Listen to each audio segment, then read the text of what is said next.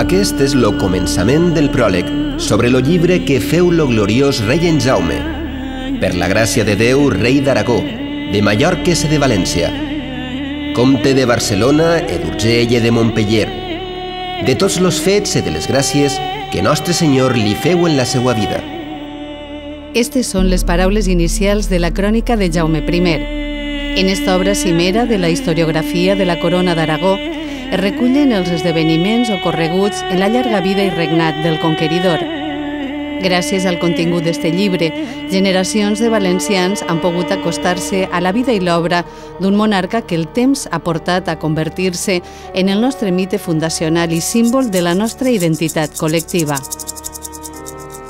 Si avui en dia tenim una imatge més o menys nítida del monarca, és gràcies a la seva crònica, a este llibre dels fets, on de forma autobiogràfica el rei en Jaume ens relata tant els esdeveniments de la seva vida com deixa traslluir els pensaments i reflexions d'un monarca que va contribuir a canviar per a sempre la configuració de l'Europa medieval cristiana.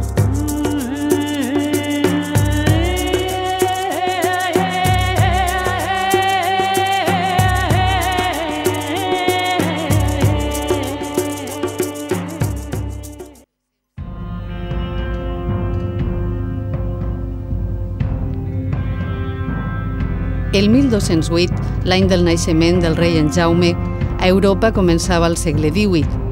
Els joves estats cristians s'enfrontaven en croades als musulmans, tant en la península ibèrica com en les terres del Pròxim Orient.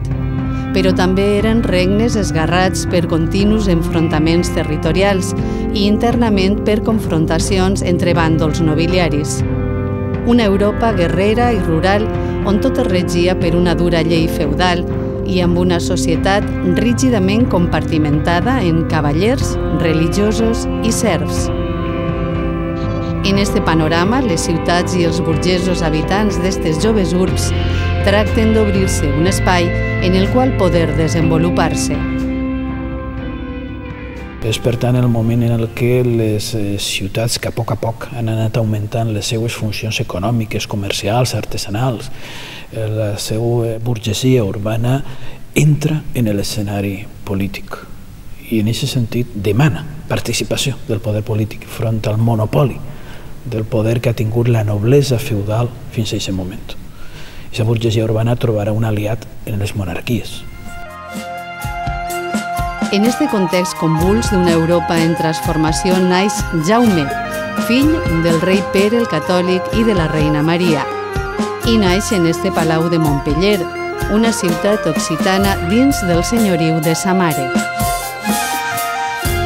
Per conèixer la seva vida i miracles, hem de recórrer constantment a la narració que ell mateix fa al seu llibre dels fets o crònica. Ja des del moment del naixement, la imatge del nostre sobirà ha estat sempre en el difícil territori que es mou entre la història i la llegenda. El llibre dels fets, a més, va significar una resposta literària a un poble que necessitava la seva literatura. El nom del llibre dels fets s'extreu de la rúbrica que apareix al pròleg de l'obra. Llibre dels fets o crònica. Les diferències són alguna cosa més que una simple denominació. Una crònica generalment comença per un principi ja vinculable des dels primers temps i va desenvolupant la història d'un país fins a arribar a un personatge determinat. Mentre que aquest llibre és una memòria personal d'un rei que té intenció d'explicar en la seva vida els fets més memorables de la seva vida, per això es diu el llibre dels fets. El llibre dels fets no és ja una crònica pròpiament dita, perquè la crònica normalment és una relació de fets, mentre que el llibre dels fets és en realitat les confessions autobiogràfiques del rei.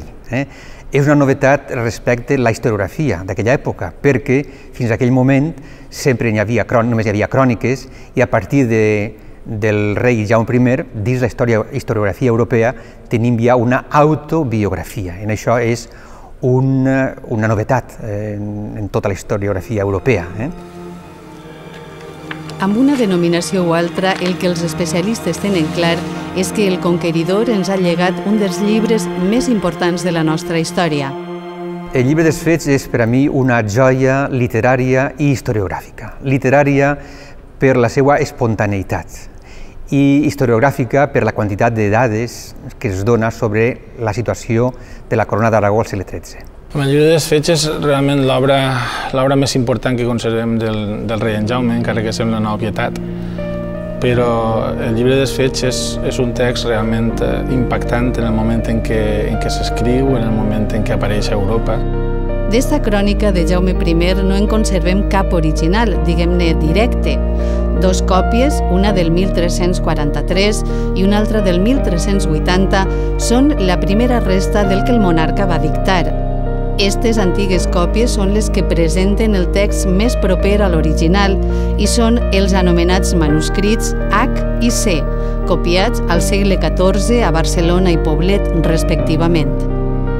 El llibre dels Fets, la còpia més antiga que tenim és del segle XIV, les dues còpies més antigues que tenim, una de 1343 i una altra de 1380. Evidentment, el temps ha esborrat alguna petjada que s'ha tingut i l'original del llibre dels Fets no es conserva. Se sap que va ser redactat Xàtiva, València, Barcelona, segurament comença a redactar-se a Xàtiva, prop de 1350, però lògicament els manuscrits que es conserven en l'actualitat no és l'original. Pareix evident que el rei està en l'origen de la redacció de la seva crònica. El llibre dels Fets es presenta com una autobiografia escrita en primera persona, amb el majestàtic nos tan característic dels textos emanats del rei i que recorre tota la vida del monarca. Este text és un pas endavant per a superar antigues cròniques. Jo diria que el tret més especial, més característic d'aquest llibre és l'ús del jo actorial, és a dir, que és un llibre escrit en primera persona. I això li dona un to de versemblança de narració subjectiva, tot i que no ho sigui ben mirat. Així hi ha un aspecte important que no he esmentat quan parlàvem de l'autoria, i és que el rei segurament diguem-ne, no naix per generació espontània la crònica, és a dir, no hi ha precedents, diguem-ne, en l'Occident cristià medieval, no hi ha precedents de reis que redacten unes memòries en primera persona, encara que sigui el nos majestàtic que fa servir el rei, quasi contínuament, no hi ha, diguem-ne, reis que redacten la seva pròpia història. Han quedat aclarits els interrogants que temps enrere feien dubtar de l'autoria reial de la crònica. En el món acadèmic no hi ha dubte que al darrere de la redacció de l'obra està la figura del rei Jaume I. Respecte de l'autoria de la crònica caldria molt parlar. Els experts sí que es posen d'acord que la intervenció del rei és clara. El que ja no queda tan clar és com és aquesta intervenció del rei. Si escriu ell de forma directa, la qual cosa segurament no és possible, però sí està clar que la seva intervenció és molt clara en tant que podria haver-la dictat o alguna persona molt pròxima al rei haver descrit tot allò que al rei li està ocorrent i que el rei està descrivint, està dient, està en definitiva dictant. Jo el que puc dir és que sense plantejaments erudits o sense plantejaments d'estudiós, un lector qualsevol, allò que llig és realment fa la sensació que és el rei en persona qui ens ho està contant. És molt difícil que en ple segle XIII algú, un clergue, un notari, qualsevol persona amb una habilitat escripturària, pogués suplantar tan bé la personalitat del rei. El llibre dels Fets està considerat com un conjunt de relats orals posats per escrit. És més que probable que el rei haguera dictat la seva crònica, però també és cert que seran els seus col·laboradors més pròxims els que van posar per escrit els seus records expressats verbalment. Però el gran bloc del llibre és l'obra del rei. I l'autoria, òbviament, seria generada, diguem-ne, a partir del dictat, no la recitació, però sí, el rei va recontant els seus records i es nota sobretot en els períodes de les frases, és a dir, és una obra que pràcticament fa millor si un la llig en veu alta, com si el rei anara contant-la, que si un intenta llegir-la com una novel·la o com una crònica qualsevol. És a dir, és un relat quasi oral el que ens ha pervingut en la crònica. I això jo crec que té el seu punt de fascinació, d'estar tan prop d'un personatge del segle XIII en tanta transcendència per a tots nosaltres. La espontaneïtat, l'oralitat, el calor humà, vull dir, és un llibre que arriba al cor de les persones, que emociona realment. Així, hem de considerar el llibre dels Fets com una obra del segle XIII redactada pel rei mateix i que presenta uns trets de gran valor. A nivell historiogràfic, per exemple, la crònica és veraç, és a dir, és allò que narra realment va ocórrer. Òbviament, l'òptica que ens dona el seu narrador, que és el rei, doncs, diguem-ne que s'enfoca en un sentit o en un altre i sempre a benefici del mateix que està narrant. És a dir, la gent no narra allò que li ha passat dolent, sinó que narra aquells èxits en aquest moment, en el segle XIII.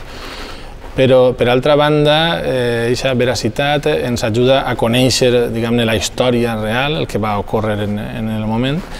I, per altra banda, a nivell literari jo crec que té pràcticament més importància perquè ens permet conèixer el pensament, ens permet conèixer la mentalitat del rei, és a dir, que no només és dades que va aportant-nos, sinó la forma d'entendre, la forma de mirar, la forma de viure, com d'alguna manera sents parlar al rei, és el rei qui directament ens està parlant. En qualsevol cas, no s'ha d'oblidar que en el context històrico-cultural del segle XIII, les persones que tenien accés a la cultura i tenien capacitats lectoescriptores que els permeteren generar textos o documents eren ben poques.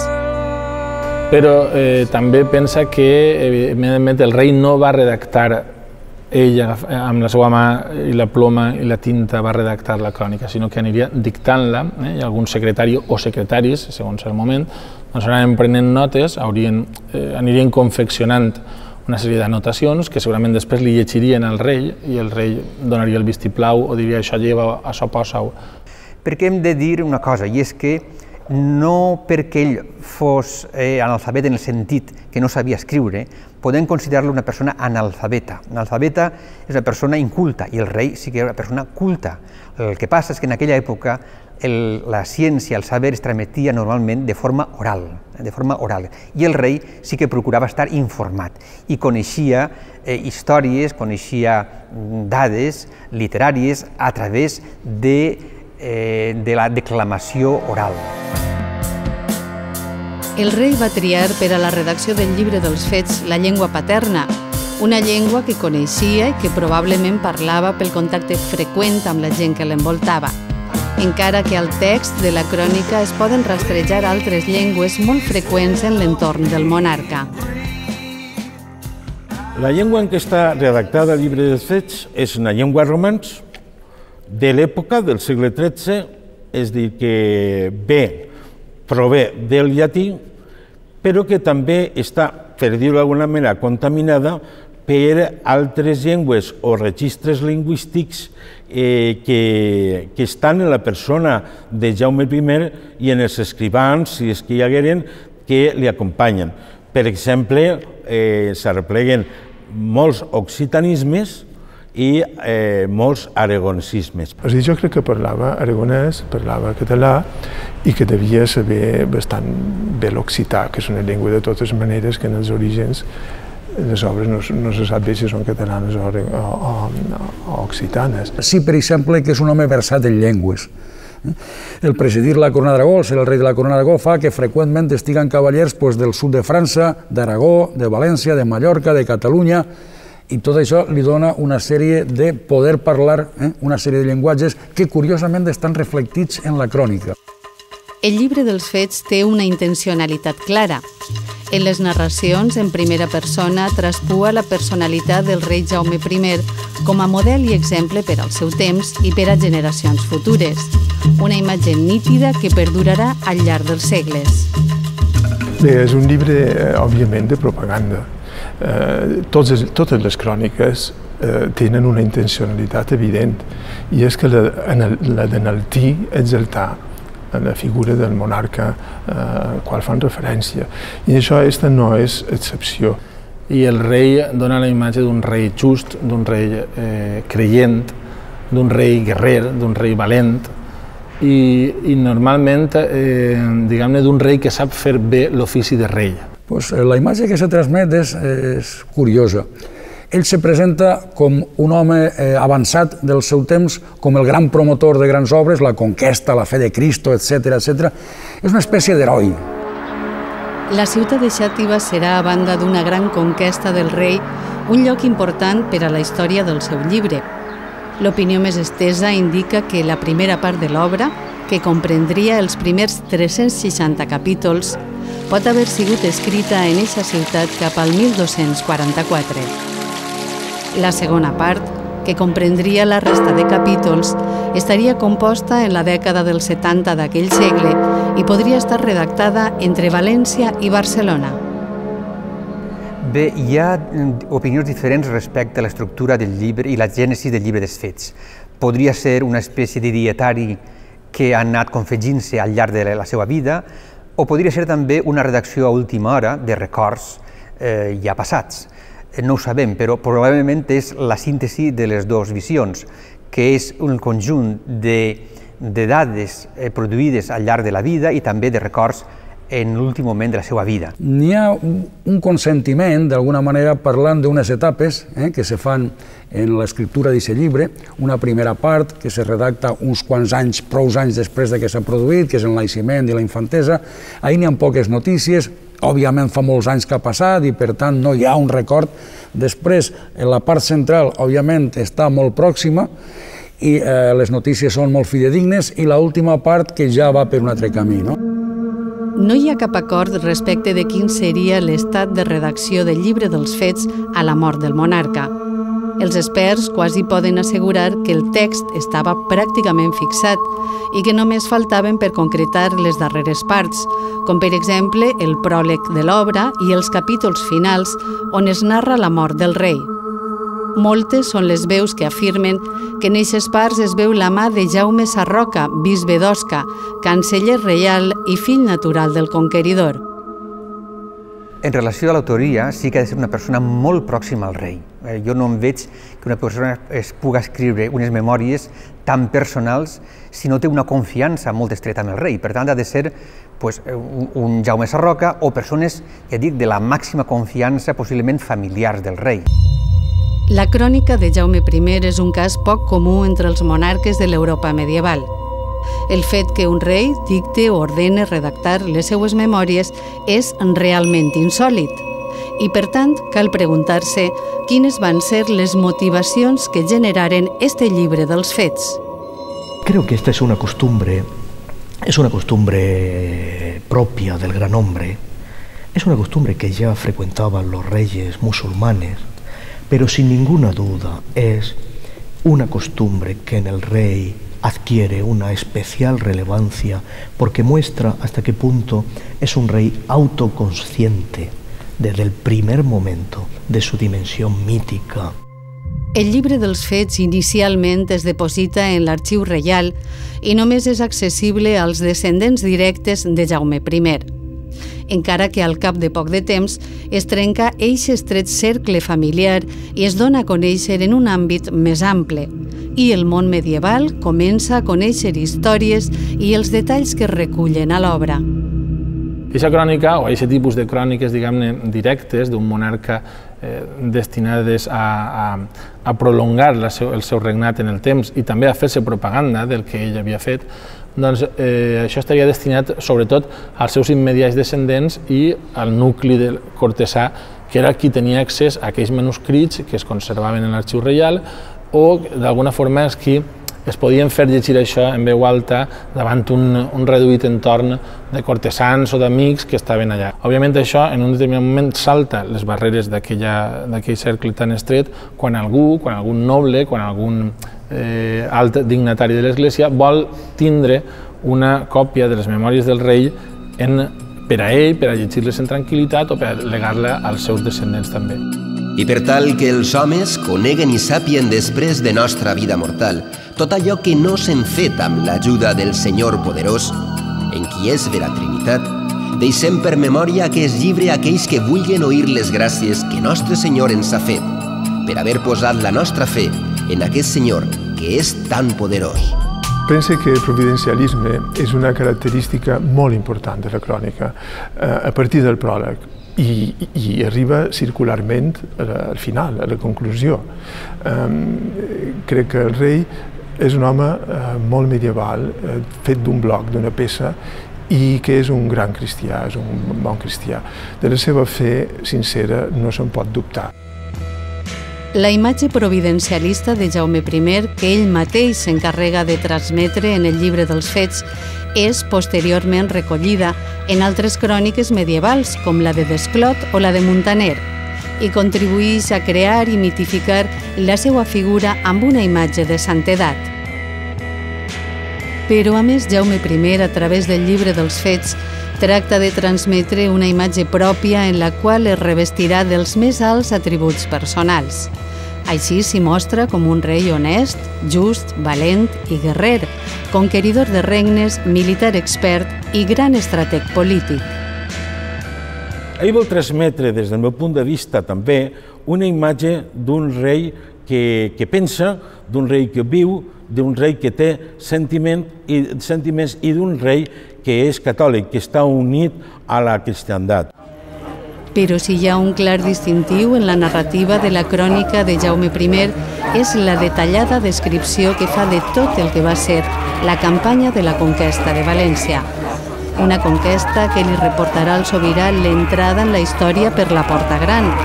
És un fet molt important per a l'Europa cristiana i ell ho sap.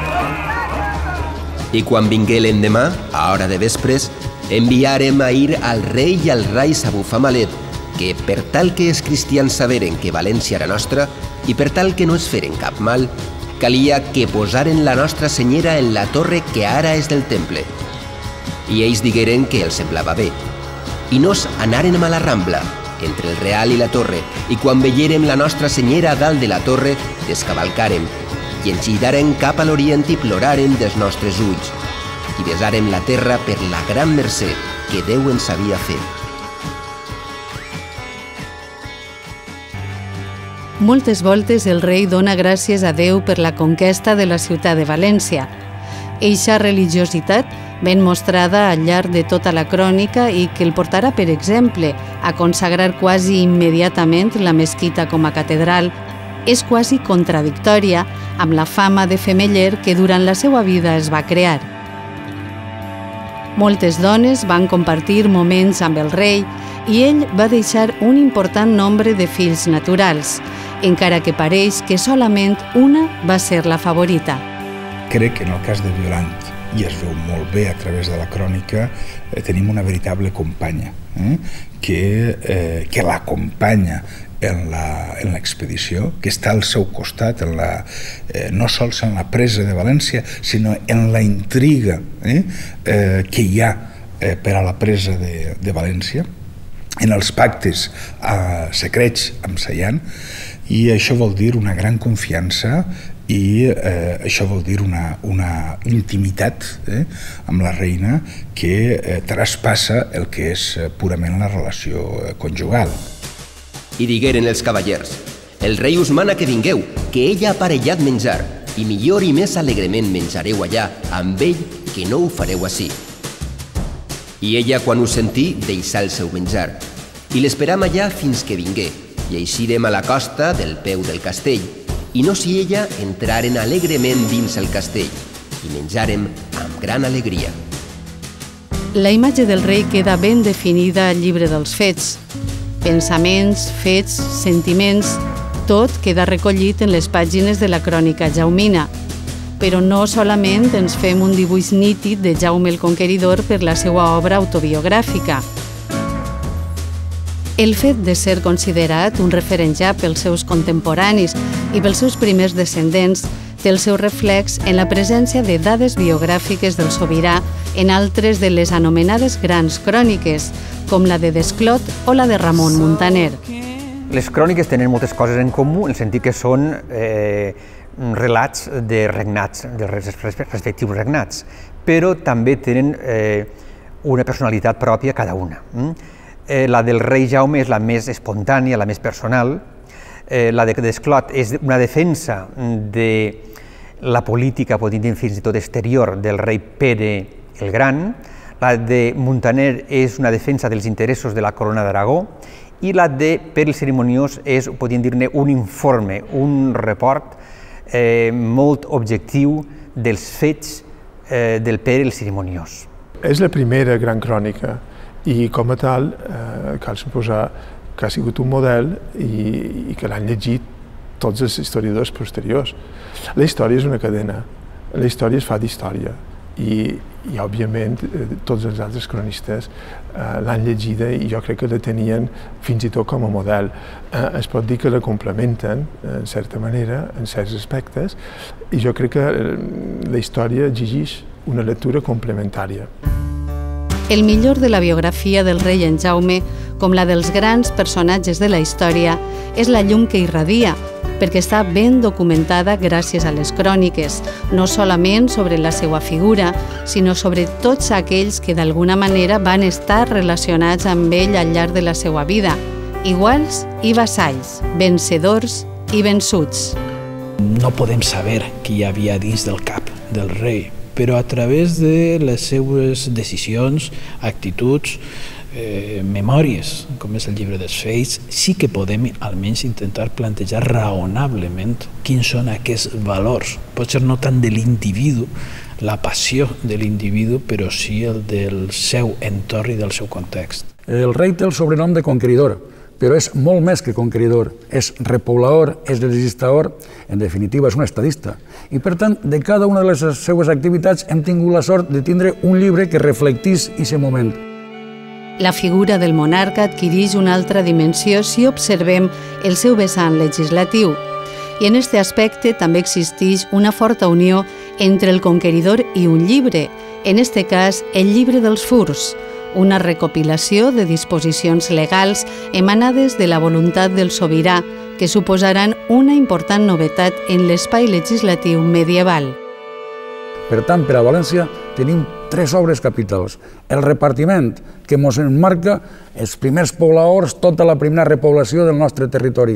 Els furs, en els quals ens legislem i en els quals ens regim nosaltres. I en tercer lloc tenim la crònica, on una gran part d'ella està dedicada a la conquesta. Conquesta, repoblació, legislació. Crònica, furs o repartiment. Els tres llibres formen un important corpus documental que ens ha permès conèixer prou detalladament la vida i l'obra política i legislativa del nostre monarca més destacat. Si amb els furs Jaume I crea un regne i amb el repartiment crea una estructura de propietat per a eixe regne, en el llibre dels Fets, el rei conqueridor i legislador està creant un mite, el seu propi mite. Està establint les bases perquè amb la identificació amb les figures més destacades del passat, els valencians començarem a construir-nos la nostra identitat. La crònica de Jaume I és un llibre que és conseqüència de la voluntat del rei de transmetre als seus descendents i a través dels segles l'orgull de ser membre d'una dinastia reial, d'un regne que demana pas i tindre pes en la construcció d'un nou món medieval. Un intent d'imposar-se a la desfeta de l'oblit, de transmetre la seva imatge com a referent i model per a les generacions futures.